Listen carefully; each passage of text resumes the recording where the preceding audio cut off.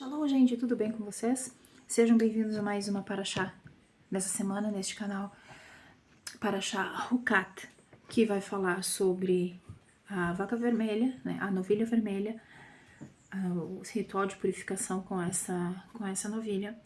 Vai falar sobre a serpente Nehustan, que foi a serpente de bronze que foi erigida sobre um madeiro e que remete ao sacrifício de Yeshua.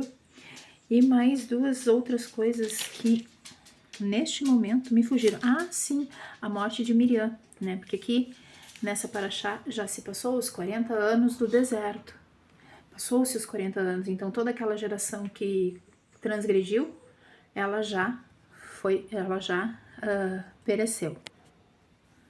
Então, aqui fala sobre, nessa paraxá específica, fala sobre, então, a novilha vermelha, a morte de Miriam, a morte, eu não sei se é nessa paraxá, mas eu acho que não é nessa paraxá.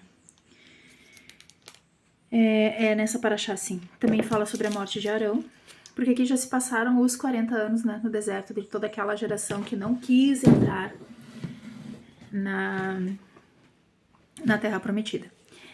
E tem um código muito poderoso no final, mais pro final. Por que que Miriam, Arão e Moisés, eles são recolhidos neste tempo? Porque se eles entrassem na Terra Prometida, o padrão espiritual seria tão elevado que não sobraria ninguém na Terra Prometida. Entendeu?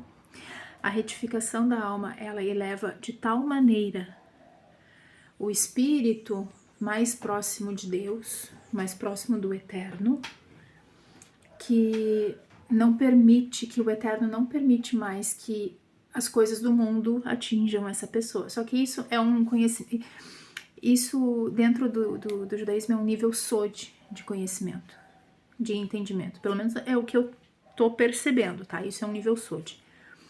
É um nível profundo de conhecimento, é o que tá, é o profundo e o escondido. Aquelas coisas que dentro do pentecostalismo são reveladas pelo Espírito Santo, que não deixa de ser uma revelação do Espírito Santo, mas que dentro do ensino rabínico, vou usar esse termo, é ensinado desde cedo, né? Desde cedo no nível Peshat, que é o nível mais básico, o nível mais da literalidade, e aí vai subindo, né? Conforme vai crescendo a pessoa dentro, a pessoa vai crescendo, vai subindo os níveis de entendimento da Torá, porque um ciclo de Torá, de estudo de Torá é 7 anos. Então, quando a pessoa vai crescendo os níveis de estudo, ela vai crescendo nesse conhecimento também. Bora lá para a leitura de hoje? Então, Paraxá Hukat, Números capítulo 19, versos 1 a 17. E o Eterno falou a Moisés e a Arão, dizendo: Este é o estatuto da lei que o Eterno ordenou, dizendo: Fala aos filhos de Israel para que tomem em teu nome uma vaca vermelha perfeita, na qual não haja defeito e que ainda não tenha levado jugo. E a dareis a Elassar, o sacerdote, e este a tirará para fora do acampamento. E a degolarão diante dele. E Elassar, o sacerdote, tomará de seu sangue com o seu dedo indicador e aspergirá do seu sangue 7 vezes para frente, na direção da entrada da tenda da reunião. E a vaca será queimada perante os seus olhos. O seu couro, a sua carne e o seu sangue, com o seu excremento, serão queimados. E o sacerdote tomará um galho de cedro, isopo e lã carmesim, e os jogará no meio do fogo em que arde a vaca. E o sacerdote lavará suas roupas e banhará sua carne na água, e depois entrará no acampamento. E o sacerdote estará impuro até a tarde. E aquele que a queimar lavará suas roupas na água e estará impuro até a tarde. E um homem puro ajuntará as cinzas da vaca e a porá fora do acampamento em lugar puro. E a congregação dos filhos de Israel aguardará por água purificadora. Ela é para purificação. E aquele que ajuntar as cinzas da vaca lavará suas roupas e será impuro até a tarde.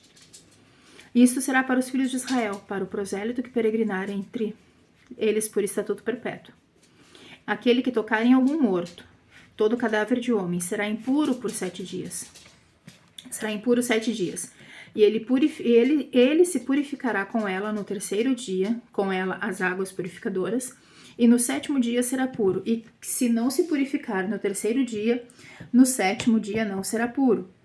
Todo aquele que tocar no morto, cadáver de homem que tiver morrido e não se purificar, contamina o tabernáculo do Eterno. E aquela alma será banida de Israel, porque não foi aspergida a água de purificação sobre ele.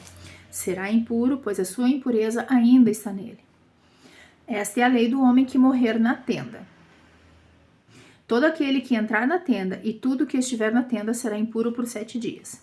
E todo vaso de barro aberto que não tenha tampa ou coberta bem ajustada sobre ele será impuro. E todo aquele que tocar em alguém que for morto pela espada sobre a face do campo, ou em outro morto, ou em osso de homem, ou em sepultura, será impuro 7 dias.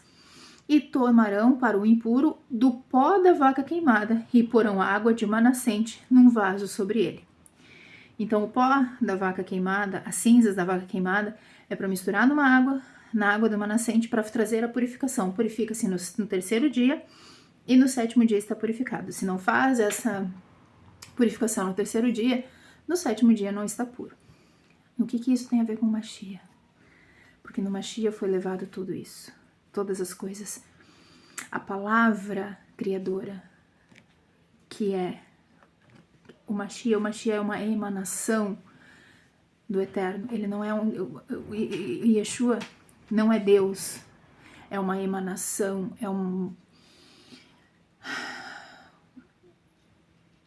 Não, projeção não, seria outra coisa. Mas assim, é uma emanação, assim como a Ruah. A Ruah é o sopro. É o sopro de Deus. Yeshua não é Deus. Ele mesmo diz, não adore. E mais pra frente, não sei, na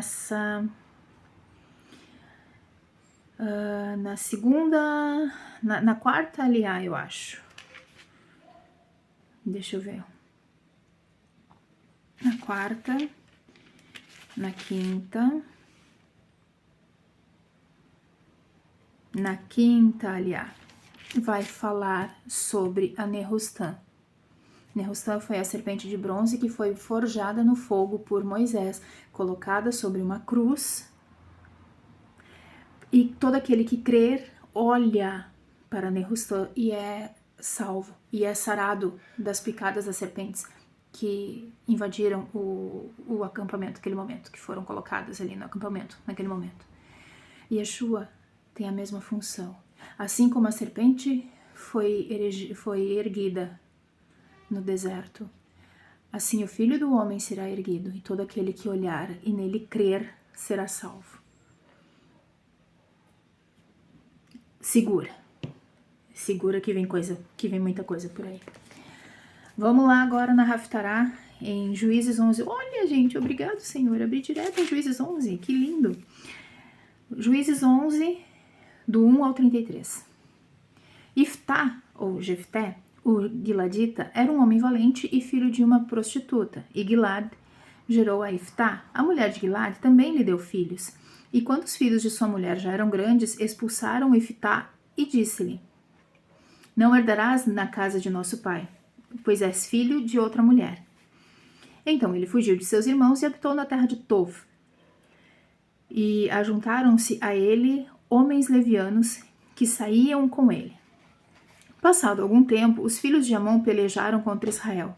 Como os filhos de Amon pelejavam contra Israel, os anciãos de Gilad foram buscar a Iftá na terra de Tov. E disseram a Iftá: vem e sê nosso chefe para que combatamos contra os filhos de Amon. E Iftá disse aos anciãos de Gilad: certamente fostes vós os que me tiveste ódio e me expulsaste da casa de meu pai. Por que vindes a mim agora, quando vos achais em aperto? E os anciãos de Gilad disseram a Iftá: é por isso que tornamos a ti, para que venhas conosco e lutes contra os filhos de Amon. Tu serás para nós por cabeça sobre todos os habitantes de Gilad.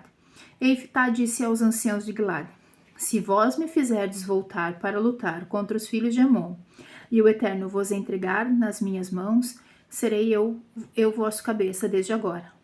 E os anciãos de Gilad disseram a Iftá: o Eterno seja testemunha entre nós de que faremos conforme a tua palavra. E Iftá foi com os anciãos de Gilade, e o povo fez cabeça e chefe sobre si. E Iftá proferiu todas as suas palavras perante o Eterno em Mitzpá. Iftá enviou mensageiros ao rei dos filhos de Amon, dizendo: Que tens tu contra mim, que vieste a mim para pelejares na minha terra? E o rei dos filhos de Amon disse aos mensageiros de Iftá: É porque Israel, ao subir do Egito, me tomou a terra desde Arnon até Iaboque e até o Jordão. Agora restituí-me estas terras pacificamente. Iftá tornou a enviar mensageiros aos reis dos filhos de Amon e disse-lhes: Assim diz Iftá: Israel não tomou a terra de Moabe nem a terra dos filhos de Amon. Mas quando Israel subiu do Egito e andou pelo deserto até o Mar Vermelho e chegou a Kadesh, enviou mensageiros ao rei de Edom, dizendo: Rogo-te que me deixes passar pela tua terra. Mas o rei de Edom não lhe deu ouvidos. Enviou também ao rei de Moabe, mas este não consentiu. Assim Israel ficou em Kadesh. Depois andou pelo deserto e rodeou a terra de Edom e a terra de Moabe, e veio pelo lado oriental da terra de Moabe, e acampou na outra banda de Arnon. Porém não entrou no território de Moabe, porque Arnon era limite de Moabe. Israel enviou mensageiros a Sihon, o rei do Emoreu, o rei de Hesbom, e disse-lhes: Deixa-nos, rogo-te, passar pela tua terra até o meu lugar. E Sihon não confiou em Israel para deixá-lo passar pelo seu território, e ajuntou todo o seu povo, acampou em Ahat e pelejou contra Israel. O Eterno, o Deus de Israel, entregou Sihon e todo o seu povo nas mãos de Israel, que os feriu. Assim Israel herdou toda a terra do Emoreu, que habitava naquela terra, e tomou posse de todo o território do Emoreu, desde Arnon até Iaboque, e desde o deserto até o Jordão. Assim o Eterno, Deus de Israel, desterrou o Emoreu ante o seu povo Israel. E tu pretendes possuir este território? Certamente o que teu Deus, Quemosh, te der, aquilo herdarás. E tudo que o Eterno, nosso Deus, fizer, desterrar de diante de nós, aquilo possuiremos. És tu melhor do que Balac ben Tzipor, o rei de Moabe? Porventura ele guerreou por isso com Israel, ou lhe fez guerra alguma vez? Durante os 300 anos que Israel habitou em Hesbom e suas vilas, em Aroer e suas vilas, e em todas as cidades vizinhas ao Arnon, por que não as recuperaste naquele tempo? Portanto, não sou eu quem pecou contra ti. És tu que fazes mal em pelejar contra mim. Que o Eterno, que é o juiz de toda a terra, julgue hoje entre os filhos de Israel e os filhos de Amon. Todavia, o rei dos filhos de Amon não deu ouvidos à mensagem que Iftá lhe enviara. Tendo o espírito de força do Eterno vindo sobre Iftá, ele atravessou a terra de Gilade e a terra de Menash, e passou por Mitzpá de Gilade, e Mitzpá de Gilade foi aos filhos de Amon. E Iftá fez um voto ao Eterno e disse: Segura o voto. Se entregardes os filhos de Amon nas minhas mãos, aquilo, seja o que for, que sair da porta da minha casa ao meu encontro quando eu voltar vitorioso dos filhos de Amon, será do Eterno, e eu o oferecerei em oferta de elevação. Abre parêntese. Cuidado com a tua língua, com o que tu promete de voto para o Eterno, porque ele cobra. E ele vai cobrar de Jefté. Fecha parêntese.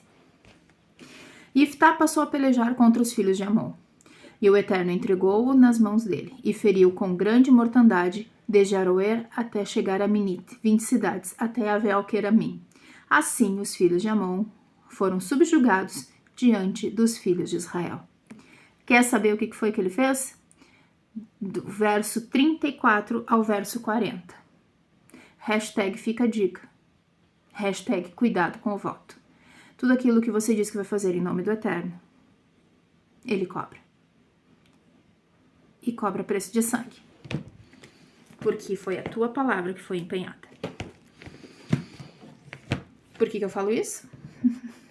Porque a gente já passou por isso, né? Óbvio que eu só posso falar daquilo que eu já vivi. E não é fácil.